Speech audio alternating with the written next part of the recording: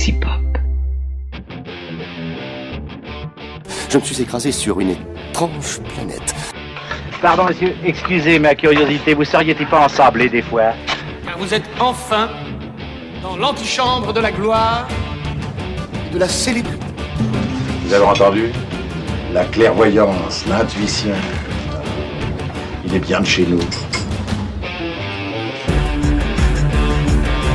Salut, c'est Mervyn et bienvenue dans Planet of the Tapes, le podcast qui parle de cinéma à travers ses supports vidéo physiques. Oh, ça m'était pas arrivé depuis... un moment. Je me suis fait planter pour un enregistrement, un rendez-vous qui était calé depuis 3 semaines, après qui a dû être décalé d'une semaine, et finalement, la veille pour le lendemain, on me dit « Ah désolé, je peux pas, je suis pas bien, je suis malade. » Donc voilà, une excuse de collège, quoi, ça arrive. J'espère que c'est vrai surtout, et j'espère que la personne va mieux au moment où le podcast sortira.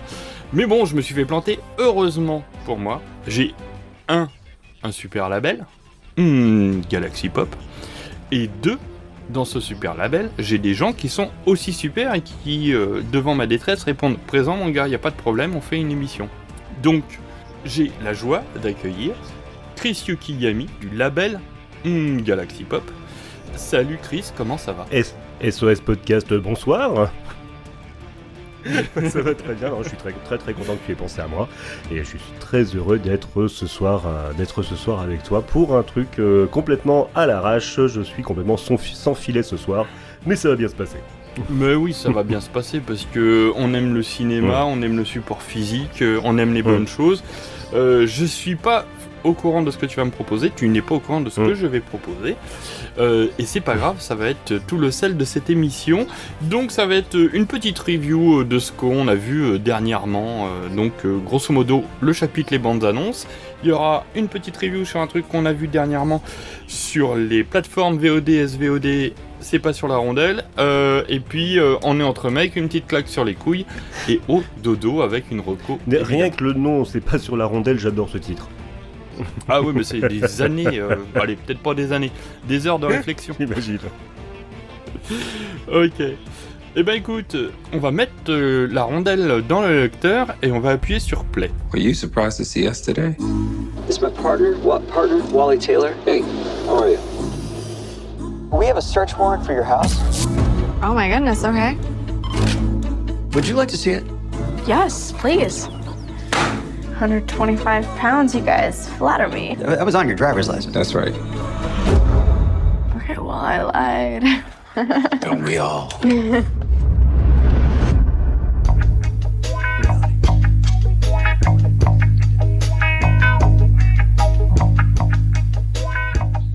Allez, c'est parti, je me lance. J'ai vu plein de films en support physique et des trouvailles, des vraies trouvailles. Et je vais commencer avec un truc qui s'appelle Reality, dont je n'avais jamais entendu parler. Reality, c'est un film américain. Je ne connaissais pas le sujet et c'est une histoire vraie. Donc je me dis, quoi est-ce ? Je vous donne juste les 5 premières minutes. C'est l'histoire d'une jeune fille, une femme, on va dire trentaine, 35 ans, qui rentre de faire des courses et 2 mecs du FBI l'attendent et ils disent « Bonjour madame, ne rentrez pas chez vous, on a un mandat, on fouille. » Et je dis « Qu'est-ce que c'est que cette histoire ?» Sachant que y a un petit carton au début qui dit que c'est la retranscription du procès verbal et que c'est exactement les mots qui ont été utilisés, vu qu'ils ont été enregistrés par les mecs du FBI en 2017, et on se dit « Mais qu'est-ce qu'ils veulent à cette femme ?» C'est hyper tendu, c'est très bien fait, les acteurs sont au top, il n'y en a pas un qui est vraiment connu. C'est réalisé par Tina Satter, dont c'est le premier film. Et en actrice, il y a Sydney Sweeney et Josh Hamilton, je ne les connais pas. Et en fait, c'est une histoire vraie. C'est l'histoire d'une femme qui, en 2017, avait été employée par l'US Air Force et devant les mensonges de Trump, a balancé des infos classées à la presse. Donc c'était une lanceuse d'alerte et elle a été condamnée, elle a fait 4-5 ans de tôle. Et c'est super. En fait, je m'en veux presque de raconter ce qui se passe parce que je ne connaissais pas cette histoire. Apparemment, elle est plutôt connue aux États-Unis. Donc ça s'appelle Reality parce que c'est le prénom de cette nana.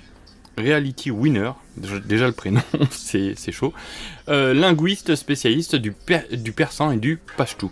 Et c'est très très bien, c'est hyper tendu, c'est très bien joué. Je recommande cette petite perle, c'est sorti chez Metropolitan. Pas grand chose en bonus, si ce n'est un petit portrait de la nana d'origine qui est interviewée. Je recommande chaudement. Je suppose que t'en avais jamais entendu parler. Non, parce que quand t'as parlé de reality, déjà, moi, le seul truc que ça m'a évoqué, c'est Dreams Are My Reality, qui était la chanson de La Boom. Donc voilà, et donc je cherchais le lien avec Sophie Marceau, mais je ne l'ai pas trouvé. Pas du tout, ouais. C'est pas très bien, hein. Ça n'a pas bien vieilli, La Boom. Sophie Marceau non l'aspect plus. nostalgique. Oh, si, C'était histoire de dire du mal. Disons du mal, mais bon, pas Sophie Marceau. Enfin, peut-être qu'elle est pas bien, je sais pas. Non, j'ai rien contre Sophie Marceau. C'était histoire de faire un bon mot. Hein. Je tuerais père et mère pour un bon mot. Oui, bah ouais, c'est un peu mon problème aussi, quoi. Des fois, tu tapes à côté, forcément, dans le lot.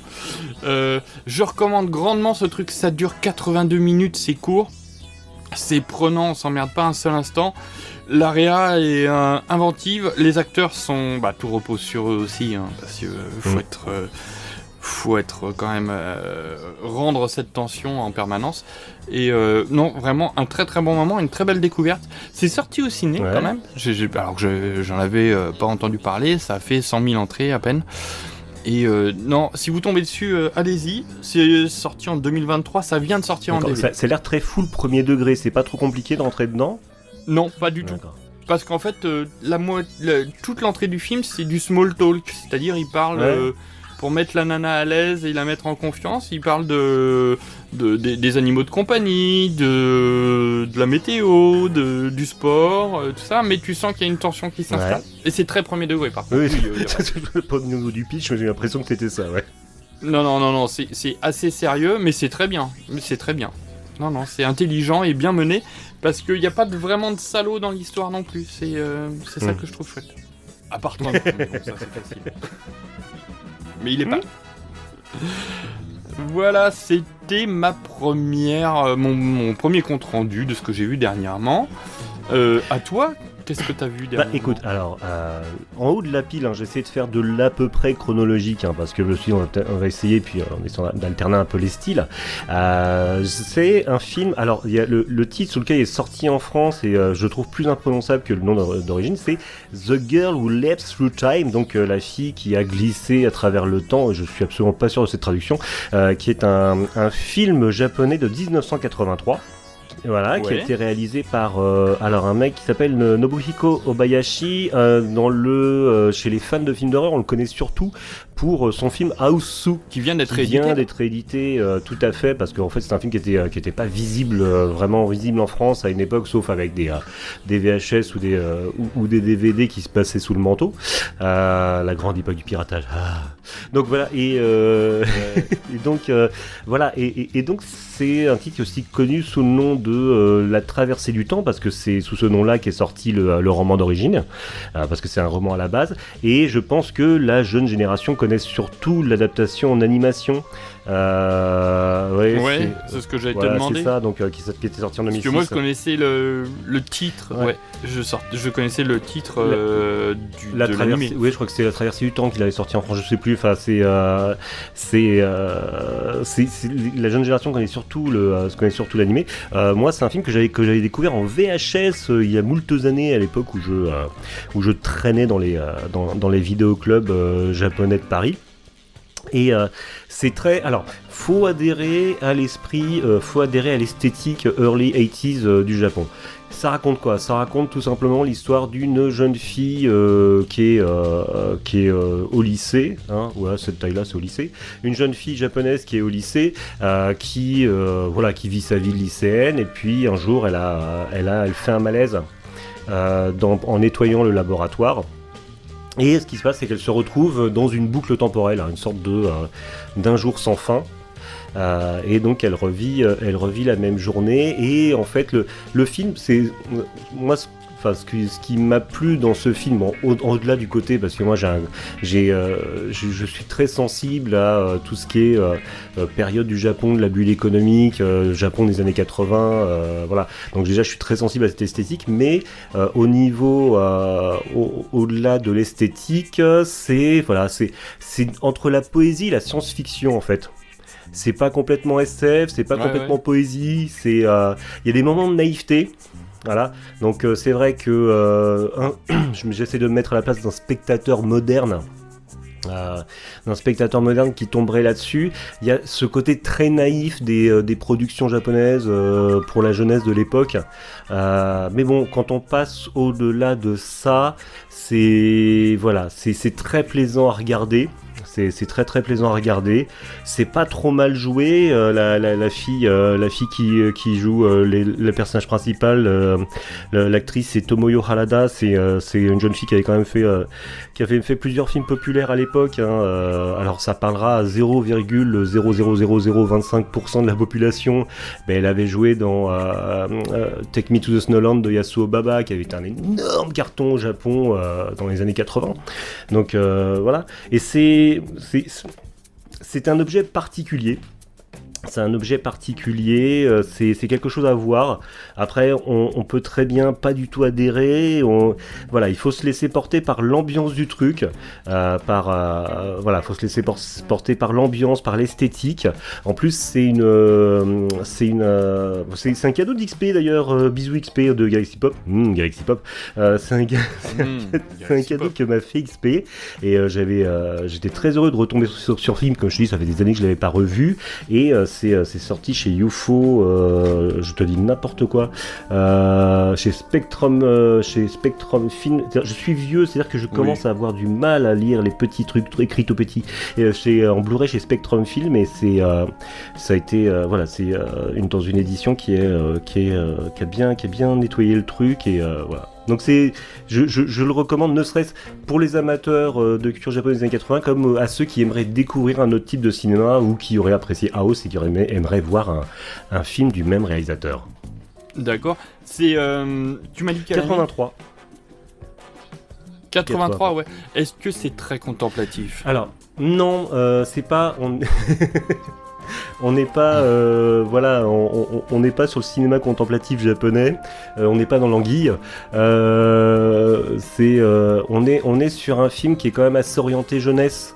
Donc du coup, après, je veux dire, mon niveau de tolérance au cinéma contemplatif japonais, il a pris un coup depuis quelques années puisque je m'en suis tapé pas mal. Donc du coup, votre plan fixe, il fait que 10 minutes, c'est pas long. Donc du coup, j'ai une autre seuil de tolérance assez haut pour le contemplatif japonais. Je l'ai pas trouvé si contemplatif que ça. Il y a des parties pris esthétiques. Par contre, avec des jeux de filtres, de lumière, de couleurs, des parties pré-esthétiques, et qui fait que même s'il y a certaines scènes qu'on pourrait considérer comme contemplatives, qui du coup, ne serait-ce que par la curiosité, l'originalité de l'objet, passe quand même passe pas mal, quoi. Ok, non, mais c'est parce que je suis assez... Je suis un peu rétif, moi, avec la culture japonaise et le cinéma japonais. Alors, pas de racisme de ma part, du tout. Nul, bouh. Mais ouais, il y a des choses que je comprends pas, où j'ai pas les codes. C'est une grammaire à laquelle j'adhère pas. Pourtant, je me suis fait du Takeshi Kitano pas mal à une époque que j'aime pas dans son ensemble. Il y a quelques films que j'aime bien, mais j'adhère pas. L'animation japonaise, je suis très très très sélectif sur des trucs, et j'étais le premier à aller voir Akira Porco Rosso au ciné quand c'est sorti. Bon, et c'est sorti avec des années de retard en France aussi, mais j'étais le premier à aller les défendre, et bon, aucun regret, je les adore. Mais sur la culture japonaise, des fois je décroche, je comprends pas les codes. Voilà, et j'ai eu aussi du mal à comprendre. Je peux comprendre la fascination qu'on peut avoir pour le Japon. Et j'ai du mal à comprendre l'amour qu'on peut avoir pour le Japon. Est-ce que tu comprends ce que je veux dire ? Alors, je le comprends complètement, parce que en fait, comment exprimer ça ? Moi, je suis un peu comme Obélix, je suis un peu tombé, mais comme beaucoup, tombé dedans quand j'étais petit, à un point où j'ai fait des études japonais, etc. Et c'est-à-dire que il y avait des choses qu'au début que je trouvais très bizarres, très très très bizarre, limite ridicule. À force de baigner dedans, je me suis approprié ces codes. Je te dis pas que je les comprends totalement, parce qu'il y a des choses, à mon avis, il faut être japonais, être né au Japon, avoir la culture japonaise pour les comprendre. Mais je me les suis appropriés et elles sont mis à faire partie de mon quotidien culturel, en fait. Ce qui fait que voilà, ce sont des choses qui me semblaient plus bizarres, qui me semblaient plus ridicules. Et ce qui fait que voilà, parfois il y a des trucs voilà des trucs que je trouvais géniaux et voilà, et que je montrais à des gens qui soulevaient un sourcil parce que voilà, ça leur parlait pas du tout, et ça je le comprends complètement. Sachant que ayant moi-même fait à un moment une overdose où je n'ai plus entendre parler de trucs japonais parce que j'en avais soupé pendant des années. Et voilà, et puis après c'est revenu. Donc je comprends tout à fait qu'on puisse ne pas adhérer. Et en même temps, je pars du principe que quelque chose qui plaît à tout le monde, c'est qu'il y a un problème en fait. C'est que justement, si une œuvre d'art, si quelque chose de culturel n'a pas des détracteurs, c'est quelque chose qui va pas. C'est que ça va être un truc qui va, à un moment, qui va perdre de son intérêt parce que justement, tu sais, ces phénomènes de mode, ces phénomènes, voilà, je pars super loin, faut me calmer. Donc, ces phénomènes de mode, tout ça, où en fait, tout le monde adore au même moment et en fait, au bout d'un moment, tout le monde finit par s'en lasser à un moment. Donc, voilà, et je pense qu'on ne peut aussi apprécier réellement une œuvre jusqu'au bout si on n'en voit pas justement les défauts. Et aussi sans partir du principe qu'il y a des personnes à qui non seulement ça ne va pas parler, et des personnes carrément qui n'ont pas aimé. Et ouais, pour moi c'est normal, c'est naturel. Ok. Non, mais moi c'est même, je veux dire, comme je m'intéresse aussi à aux différentes formes de culture, tout ça, je trouve et peut-être avec des yeux malveillants. Pas malveillant, le mot est peut-être un peu fort. Oui, un esprit critique, voilà. Mais voilà, et je sais que les Japonais c'est un pays ostracisant au terrible, et ils ne portent pas vraiment des valeurs que j'approuve, quoi. C'est-à-dire que Gaijin c'est quand même un mec qui est pas le bienvenu. Je sais, c'est le mec de l'extérieur, bah oui. Et voilà, c'est des valeurs auxquelles j'adhère pas vraiment, et pourtant. J'ai lu du Murakami, j'avais 20 ans, quoi, avant que ça devienne une star, et il a fait des super trucs. Il y a des œuvres que j'aime, mais c'est cette espèce d'engouement général pour le Japon qui me fatigue et me fait peur par moments. Mais j'entends aussi, par exemple, tu ne me feras pas regarder, j'ai été un grand fan des animés dans les années 80, à limite début 90, mais tu ne me feras jamais regarder un animé moderne, et je ne comprends pas, enfin je n'arrive pas à comprendre l'engouement qu'il y a pour l'animation moderne, mais en même temps c'est parce que ça ne me parle pas. C'est juste, voilà. Oui, donc toi t'es comme moi, t'as grandi avec Cobra, Ulysse 31. Oui, c'est ça, tout à fait. Alors Ulysse 31 c'était français dans l'écriture, mais...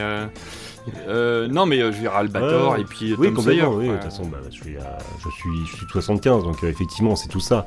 Et c'est vrai, mais tu me mets devant un film d'animation, une série d'animation moderne, je m'ennuie, mais vraiment.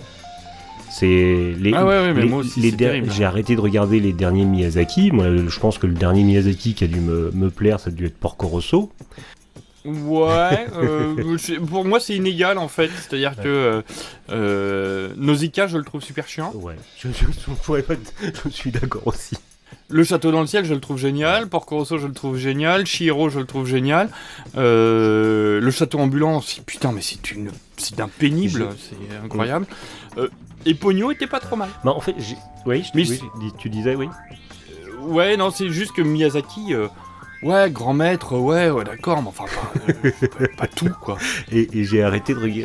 Ouais, on va se prendre des... en même temps, je comprends complètement des gens qui sont fans finis de Miyazaki, qui continuent de le suivre. Moi, j'ai arrêté de regarder les Miyazaki à partir du moment où les Ghibli, à partir du moment où j'ai commencé à m'endormir devant. Mais vraiment, en fait. Oui, c'est ça. Mais il faut le dire, j'ai commencé à m'endormir devant. Ah oui, c'est beau, ouais.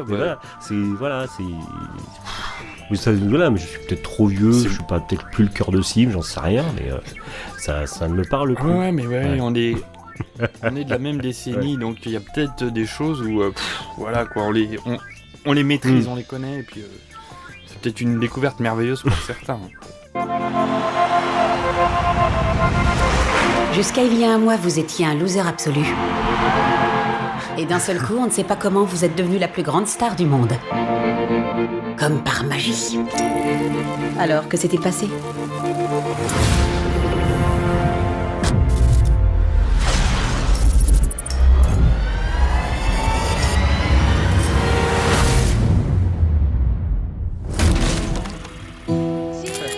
Yesterday, all my troubles seem so far away. Oh, I believe in yesterday. Oh bah, quand est-ce que t'as écrit ça? C'est pas moi, c'est Paul McCartney qui a écrit ça, les Beatles. Qui ? Moi, j'ai fait un rattrapage suite à l'écoute d'un podcast, comme quoi le podcast ça sert. Discordia, j'ai rattrapé Yesterday de Danny Boyle, de 2019. C'est un film qui me tentait pas, de par son pitch, où c'est l'histoire de Jack Malik, un musicien galérien guitariste qui arrive pas à percer et a un accident un jour et se réveille dans un monde parallèle où les Beatles n'ont jamais existé. Ça me parle. Alors, c'est le même pitch que le film avec Lucchini, sauf c'est vachement mieux quand même. Parce que déjà, les chansons des Beatles me parlent plus que les chansons de Johnny. Et il va pas chercher à retrouver les Beatles, c'est-à-dire qu'il est encore dans la même époque, donc il y a plus de Beatles. Enfin, théoriquement, impossible de faire revenir les Beatles sur la scène. Mais il en profite pour se réapproprier les chansons et devenir en un temps record une superstar. Avec les problèmes que ça pose, c'est-à-dire que ce ne sont pas ses chansons. Mais il se rend compte qu'en fait, peu importe l'époque, les chansons des Beatles marchent immédiatement, même si on ne les connaît pas. Et c'est pour vanter les mérites de ça. Et puis aussi parler d'une Angleterre pour qui ce sont des emblèmes nationaux, peut-être encore plus que Johnny l'est pour la France. Donc c'est réalisé par Danny Boyle. Je suis un peu un fan. J'aime beaucoup Danny Boyle. C'est super bien interprété par Himesh Patel. Là aussi, le héros est un Indien. Il a des origines indiennes. Et c'est très très chouette de pas avoir un blanco d'office, quoi. Il y a une actrice qui s'appelle Lily James qu'on voit notamment dans Baby Driver de Edgar Wright, qui est très très bien dedans. Elle est craquante. Il y a Ed Sheeran qui joue le rôle de Ed Sheeran et qui est très très drôle. Ce mec est vraiment très drôle.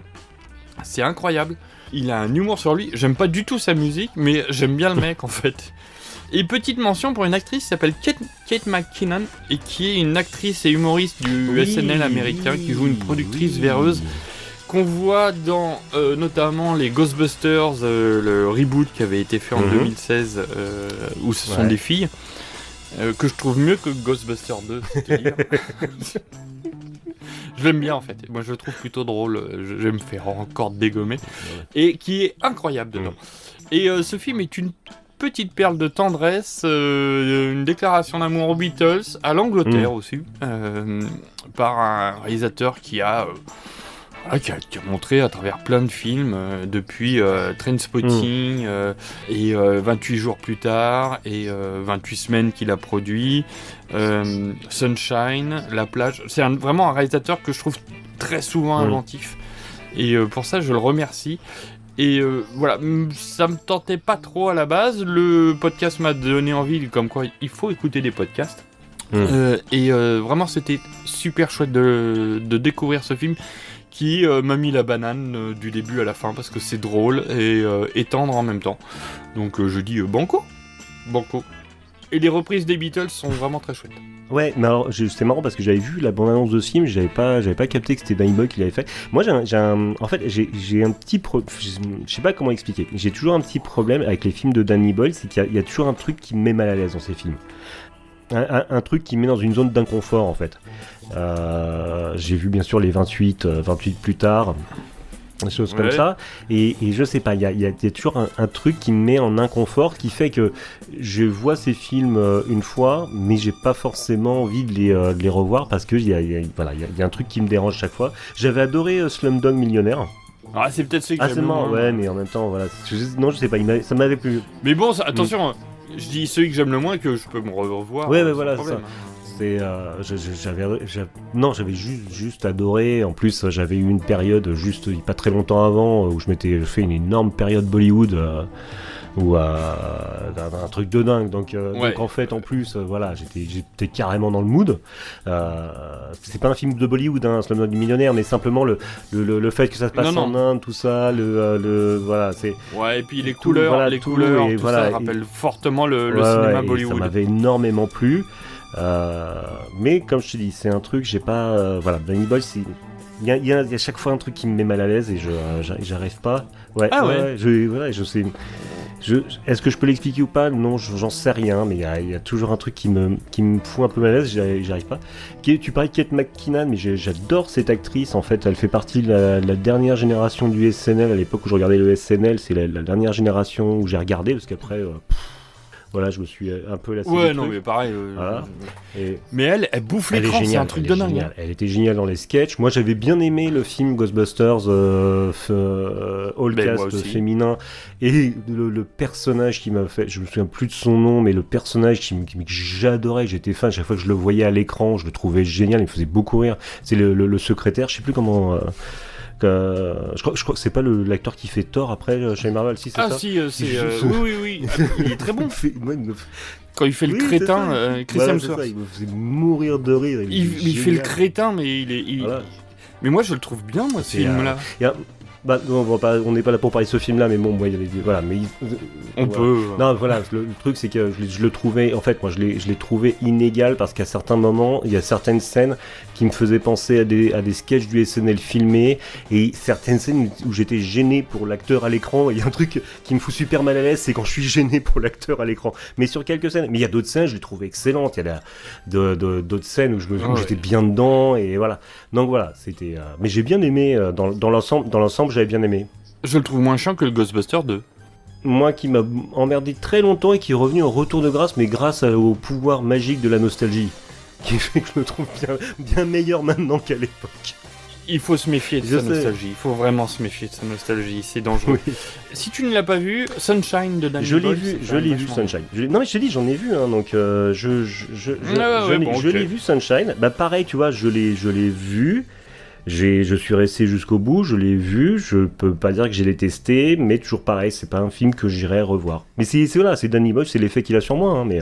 Pas de problème, t'as le droit. Comme moi sur pas mal de trucs de japonais. Tout à fait. Bonjour aviateur, ici votre commandant de bord. Aujourd'hui, première leçon de combat aérien. Dogfight, exercice de combat rapproché. Canon seulement, pas de missiles. Je vous impose un plancher minimum de 5000 pieds. Vous êtes une équipe, vous devez me descendre, sinon... Sinon quoi, monsieur ? Sinon, je riposte. À toi. Alors... gros navion. Pardon, excuse-moi. Voilà, je suis l'heureux détenteur, j'en suis vraiment heureux, détenteur du Blu-ray de Top Gun Maverick. Parce que Top Gun Maverick, c'est un des... Bon, je suis un beauf, voilà, c'est clair, c'est net, c'est précis. J'ai passé mon enfance Attends de voir le troisième film que je vais te En dehors des films d'horreur, j'ai passé ma jeunesse à regarder des films de la canon, des films de ninja américains, des over the top, des Stallone, des Commandos, meilleurs films du monde. Donc je ne m'attendais à rien quand je suis allé voir...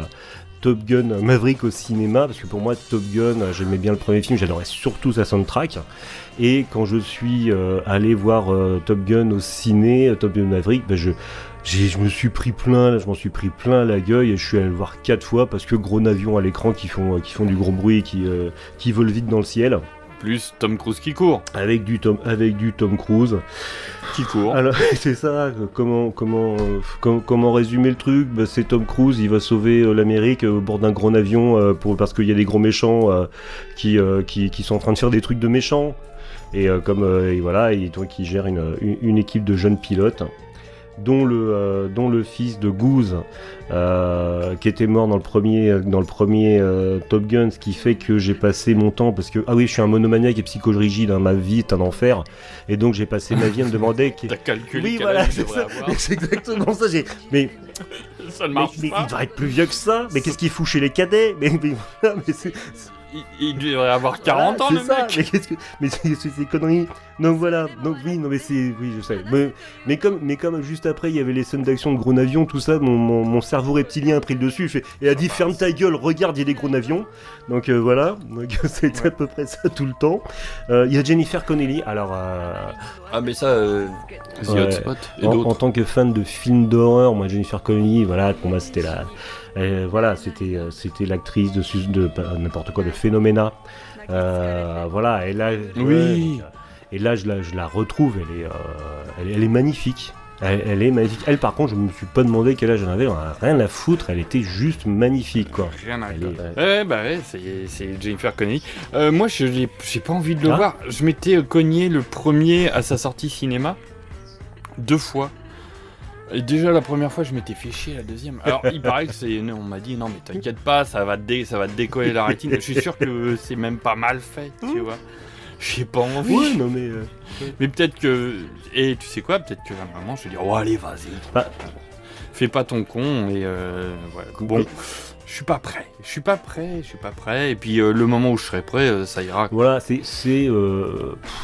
un hommage aux actionneurs américains des années 80, concrètement, c'est ça. Ouais. Donc voilà, si on aime, voilà, c'est si on apprécie le type actionneur américain des années 80, on est dans sa zone de confort. Après, c'est un film, faut poser son cerveau sur le côté, hein, on le range, hein, on essaye de le retrouver plus tard quand même. Mais voilà, et puis faut pas. Enfin, c'est un film, je suis pas. Enfin, s'il y a par l'âge du gamin, je me suis pas posé des questions en fait. J'ai profité du moment. C'est pour moi, c'est l'équivalent.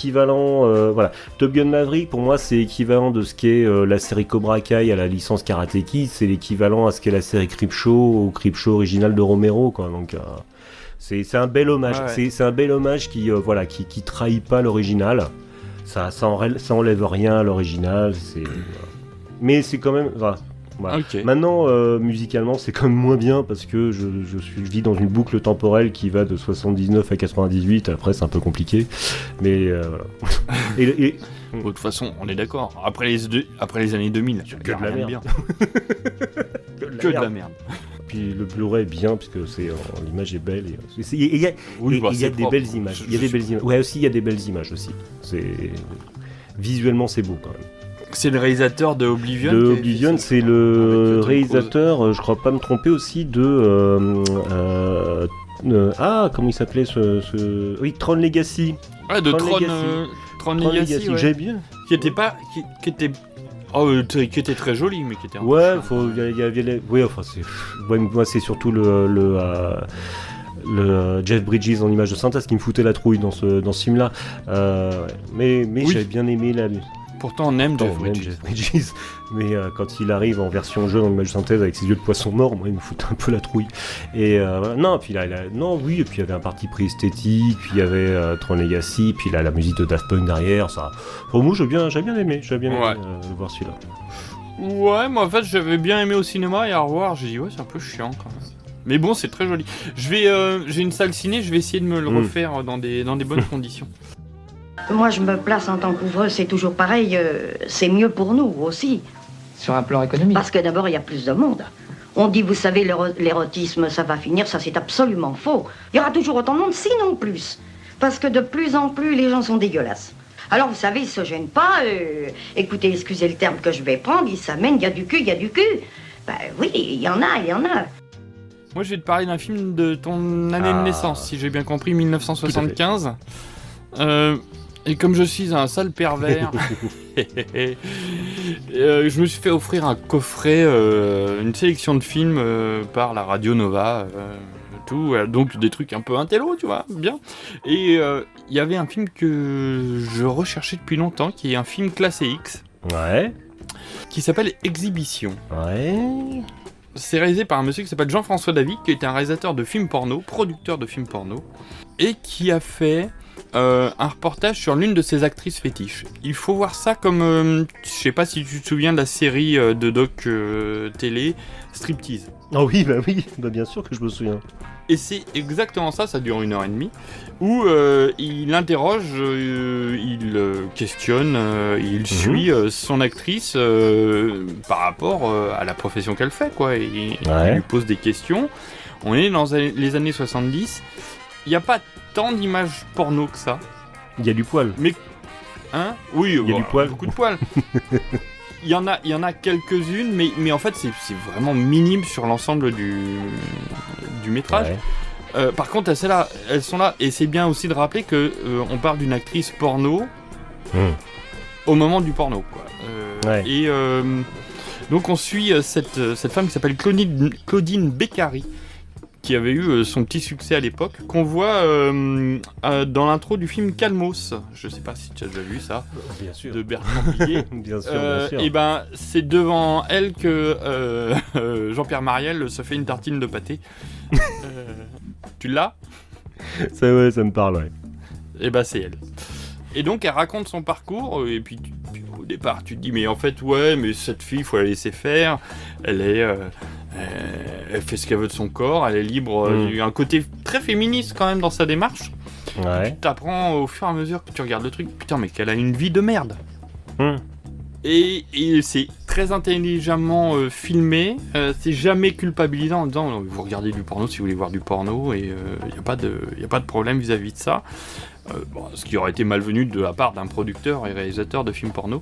C'est passionnant. Ouais. Bon bah les âmes sensibles, si vous aimez pas ça, oui, vous allez voir des gros zizi qui rentrent dans des orifices consentis et consentants, hein. Il y a pas de violence, c'est ce que je veux dire là-dedans. Ouais. Ça parle pas de drogue du tout. Je sais pas s'il y en a. Je suis pas sûr que c'était un peu la génération pétard, mais pas de trucs trop durs, quoi. Ouais. Et c'est passionnant à voir sur les interrogations que ça procure par rapport à ce type de production, et ça fait partie du cinéma. Le cinéma est né, très vite il y a eu du porno derrière, hein. Alors du porno au niveau de l'époque. Ouais. Et c'est bien filmé, c'est bien monté, et à la fin il rajoute des interviews, parce qu'elle a arrêté le porno 5 ans et 10 ans après. Ouais. Et c'est passionnant. C'est passionnant sur la démarche psychologique de la nana. Et bon, voilà, il y a quelques images qui sont vraiment classées X, mais c'est pas énorme. D'accord. Ça doit représenter, sur 1h30, ça doit représenter 3 minutes sur l'ensemble, quoi. Mais elles sont là. C'est mais ça me parle, ça me dit quelque chose, je crois que j'en ai peut-être entendu, ça me dit fortement quelque chose. Et, Jean-François Davy. Faut se dire, bon bah je vais être confronté à un monde un peu comment dire, équivoque, c'est un peu plus que ça, quoi. Il y en a qui disent crade, j'aime pas dire sale, parce que voilà, c'est des gens consentants qui choisissent de faire ça. Je pense que c'était encore une période où le porno devait être un peu safe pour les gens qui jouaient et qui produisaient. Je pense qu'aujourd'hui ça doit être vachement plus compliqué. Y a pas, on rentre pas trop dans la glamorisation du porno ? Non, pas du tout. D'accord. Pas du tout. Au contraire, tu dis, y a pas de c'est bien, c'est mal. D'accord. Je pense que c'est il faut que tu acceptes de dire je vais me confronter à ça. C'est pas que de la joie, mais il y a aussi des gens qui sont très contents d'en faire. Oui, il y a une actrice, j'ai oublié son nom, une actrice pornographique qui avait dit il y a quelques années, la pornographie, ce n'est pas de la prostitution, ce n'est pas la liberté, c'est quelque chose entre les deux. C'était, je sais plus quelle actrice avait dit ça. Donc, voilà. Elle le dit à un moment, hein, c'est pas de la prostitution parce que elle avait été confrontée à ça. Elle dit non, la prostitution, j'ai pas le choix de ne pas le faire. Alors que là, elle accepte des contrats de les faire ou pas. Et je veux dire, voilà, c'est un boulot. Moi, si tu me donnes le choix, plutôt que de bosser et que tu me donnes de l'argent, je vais pas bosser, quoi. Ah bah oui, ça on est d'accord. Donc, voilà, faut travailler. Je sais faire ça, bah je le fais.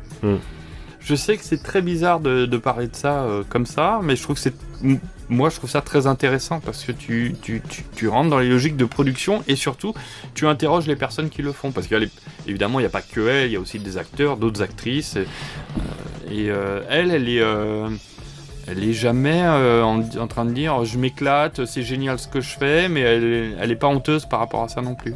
Ouais, c'est pour ça que je te posais la question pour la glamourisation, parce que ça me faisait penser.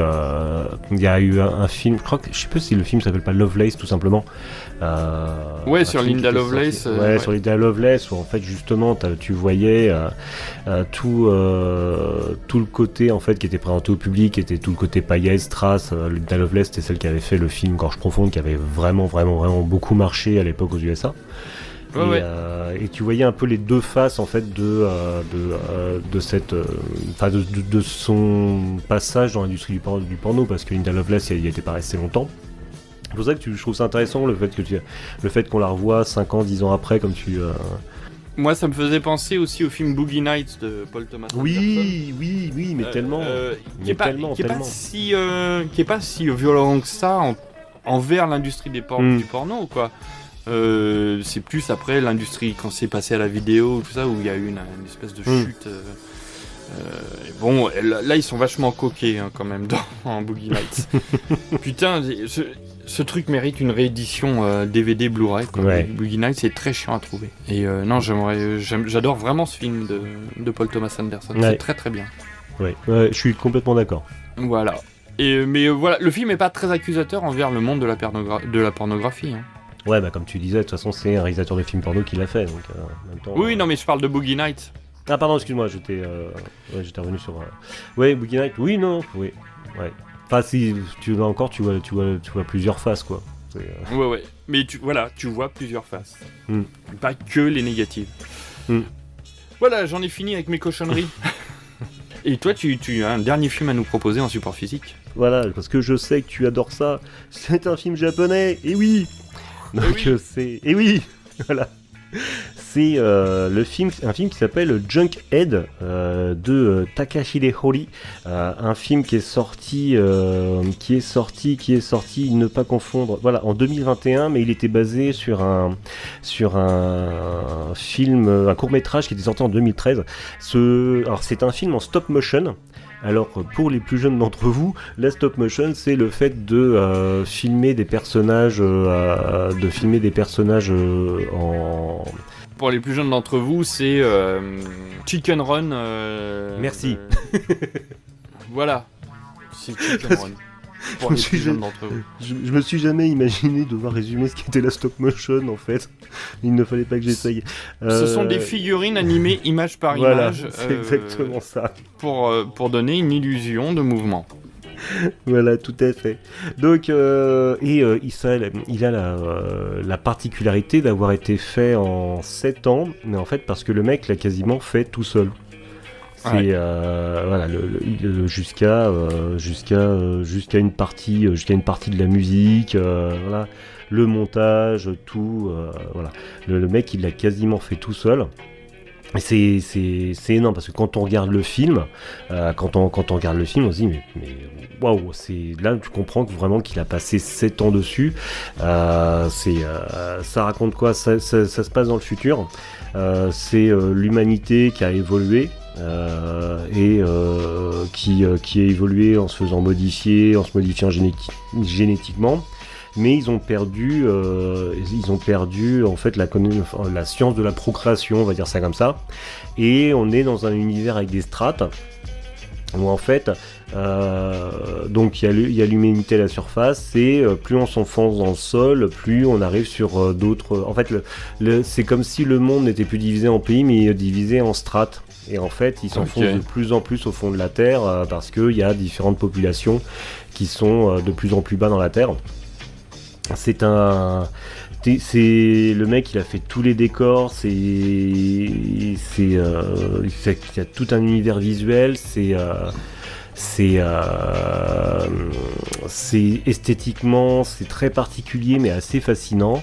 En plus, le parti pris du mec, c'est qu'en fait, il a créé des langages assez gutturaux. En fait, les personnages parlent pas japonais ou quel que soit d'autre comme langue. Ce sont des langues complètement inventées, basées sur des sons gutturaux, des claquements de langue, etc. Et tout est sous-titré. Donc on part complètement sur une création complète, même au niveau des langages. C'est fascinant à voir. C'est une expérience visuelle en fait. C'est le genre de truc à l'époque où j'allais au Festival de l'Étrange et aux Nuits Blanches du Festival de l'Étrange, c'est tout à fait un truc qui aurait eu, ça se trouve il y est passé, parce que je suis un moment que j'y suis pas allé, c'est un truc qui aurait eu tout à fait sa place là-dedans. C'est très étrange visuellement, mais complètement fascinant. Je le conseille vivement pour tous ceux qui aiment les expériences cinématographiques en fait. Tous ceux qui ont envie de vivre une expérience. Il y a le Mad God de Phil Tippett qui est sorti il y a pas longtemps, qui est un long métrage aussi. En stop motion. Phil Tippett, c'est le réalisateur, celui qui faisait les effets spéciaux. Ça montre peut-être une de ses plus grandes réalisations, c'est le D209 dans Robocop. Oui. Qui vient de sortir et qui est très étrange, paraît-il. Je l'ai pas vu encore. Et qui est dans cette veine-là. J'adore la stop motion. Moi, je trouve que c'est un truc qui me fascine.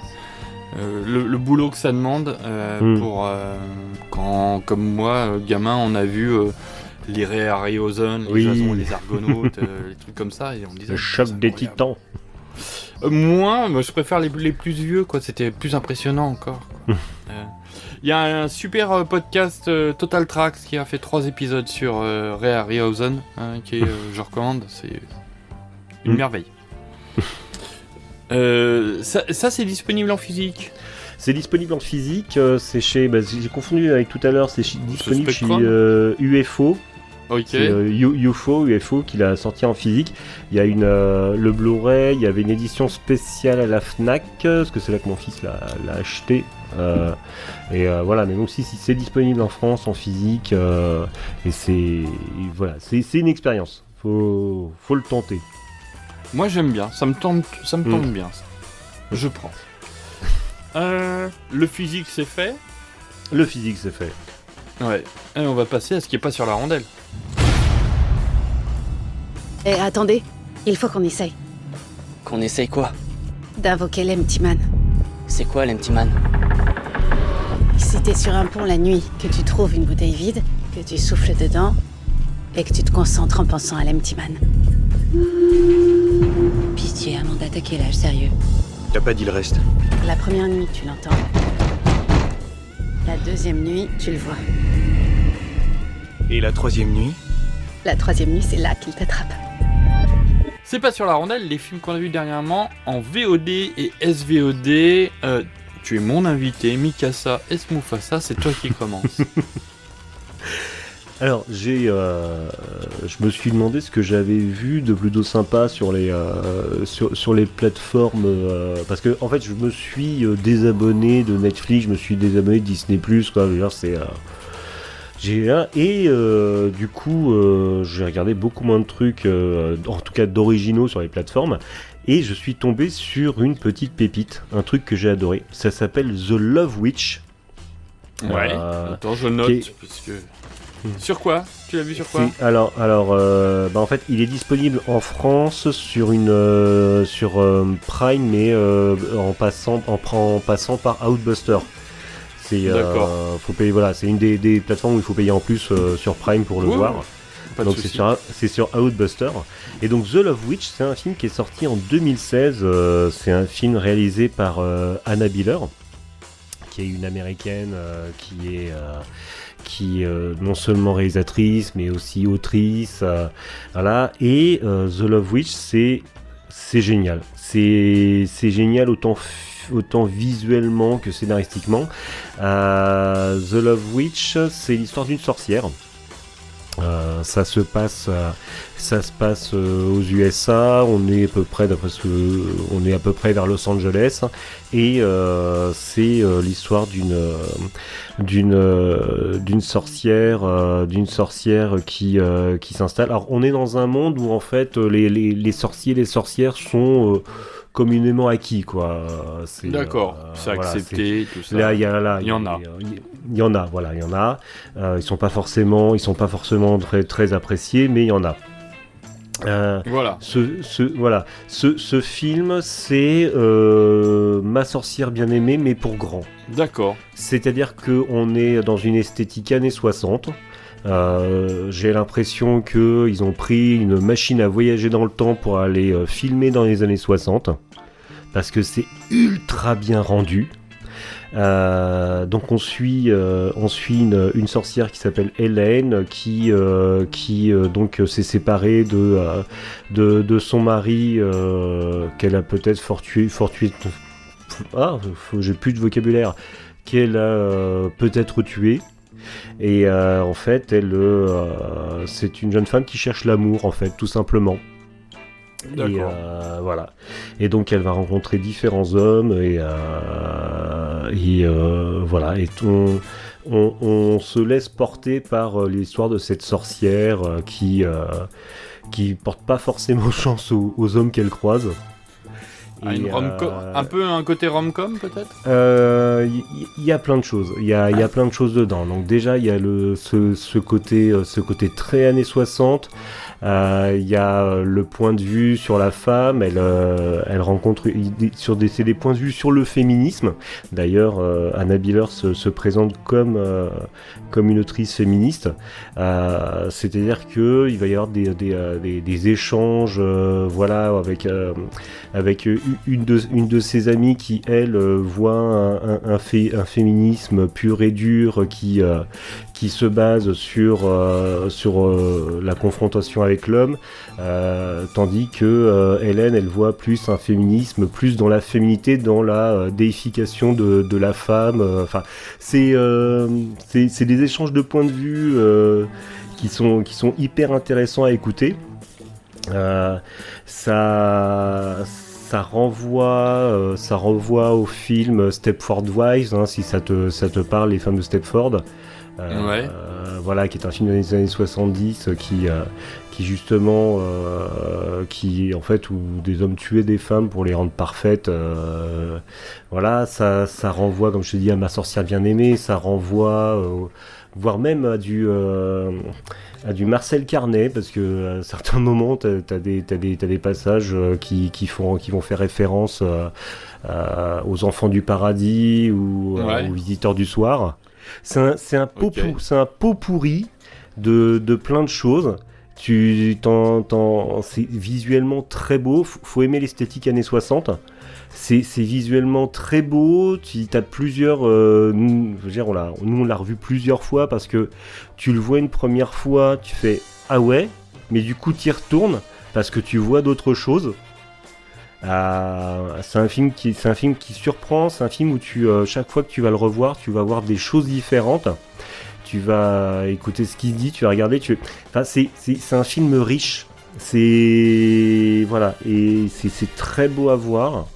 Et c'est mon coup de cœur. Ça fait partie de ces choses. Voilà, quand t'as un affect trop grand pour certaines choses, t'as un peu de mal à en parler. C'est un peu mon cas maintenant parce qu'en fait il y a plein de choses qui me viennent en tête en même temps et je peux pas tout exprimer. Mais il faut le voir.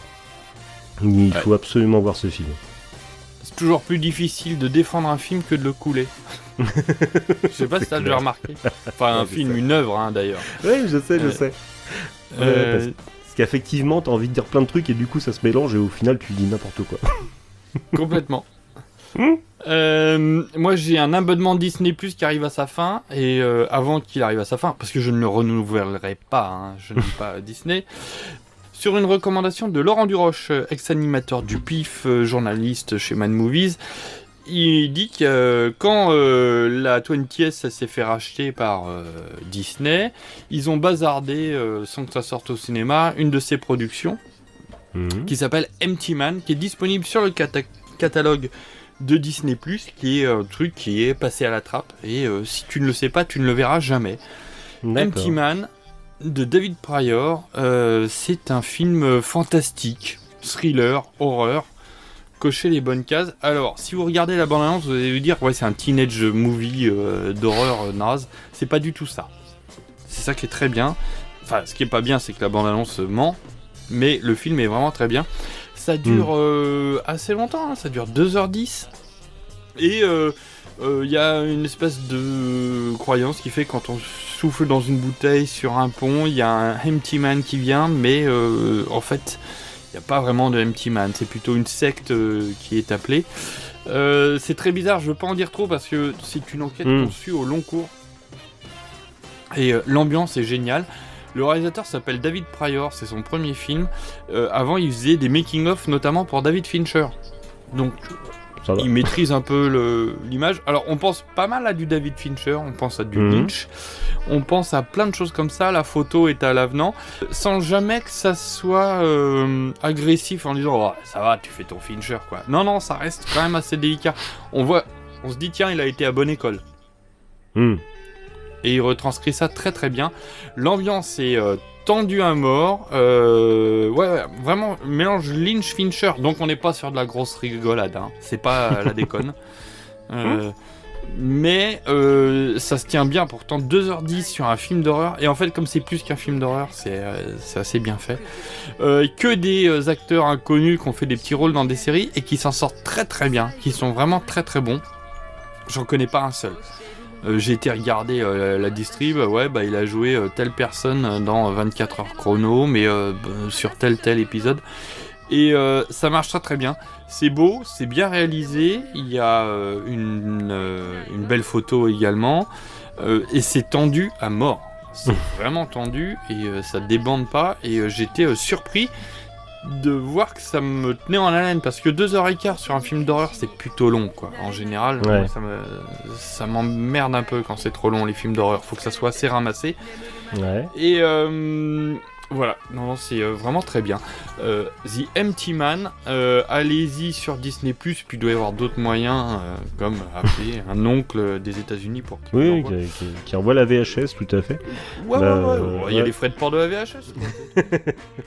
Mais là, je regarde, parce que en même temps, tu m'en parlais. Déjà, le pitch de base me plaît bien. Et là, je regarde, je suis en train de regarder quelques images et ça me. C'est vraiment bien. Hein. L'ambiance me botte bien. Donc, si t'as aimé le Candyman, mais l'original, celui de Bernard Rose. On est un peu dans cette ambiance-là, mais pas avec un croque-mitaine qui revient tout de suite, quoi. C'est du temps long, et il y a une ambiance de merde avec des croyances, des machins, et puis il y a des twists, il y a des bascules qui marchent vraiment bien. C'est-à-dire qu'à chaque fois où tu dis « Ah, ça commence », paf, il y a une scène qui te saisit par une image, par ce qui se passe, et tu dis « Allez hop, c'est reparti, c'est relancé », ça marche plutôt bien. Le rythme est assez bon, même s'il est assez lent. Non, bien. Je recommande. Ah ouais, mais c'est pareil, moi j'aime bien les petites trouvailles comme ça. Tiens, je vais aller jeter un œil à ton The Witch, quoi. The Witch Love. The Love Witch. The Love Witch. D'Anna Biller. Ouais. Ok. Mais moi je vais appeler mon tonton d'Amérique pour The Empty Man.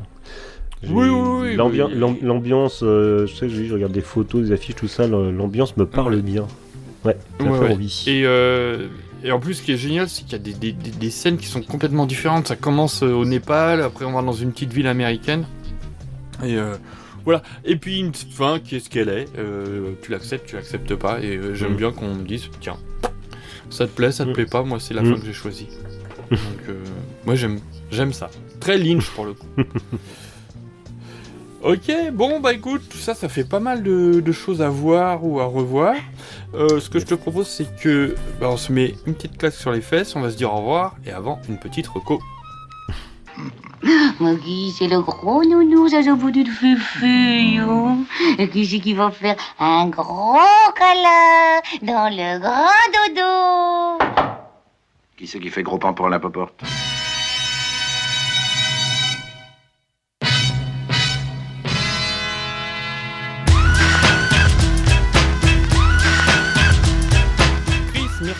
Merci beaucoup d'avoir fait le bouche-trou.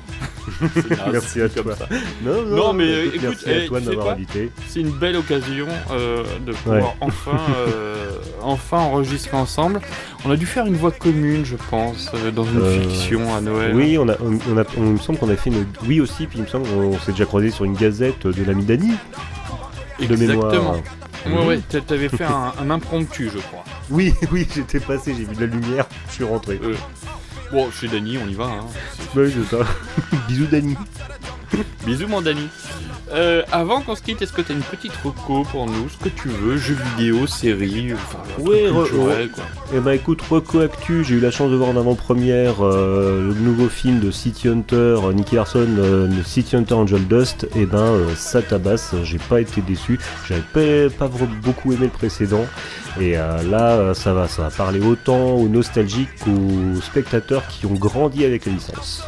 Super, bon, très bien. Bah tiens, je vais faire une reco du même acabit, moi qui aime pas les japonais. J'ai trouvé en solde Lupin 3, The First. Ah yeah. Coffret Blu-ray, et j'ai regardé ça avec mon petit gamin de 9 ans là. Il y a tout ce qu'il faut. Et en fait, je regarde, je fais, mais en fait, c'est Indiana Jones. C'est le même pitch qu'Indiana Jones.